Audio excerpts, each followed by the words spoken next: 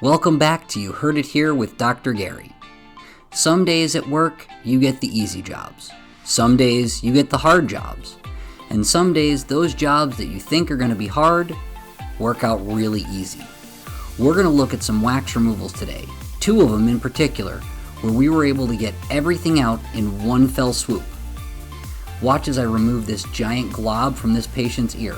Look at that. The outside is soft and gooey, the inside is rock hard. That allowed us to pull everything out in one chunk. Let's take a look and see what their eardrum looks like. From completely packed to totally clear in one fell swoop. Did you know that nearly 15% of Americans 18 and over suffer from reported hearing loss? That's nearly 37.5 million people. And those are just the people that actually report and admit to having the hearing problem.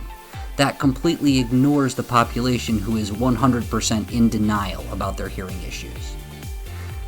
We're going to take a look at this patient's other ear. You can see very little wax on this side. Again, one swoop and we should get it all clean. If you like these wax removal videos, please take a moment to like and subscribe. It really helps with the YouTube algorithm.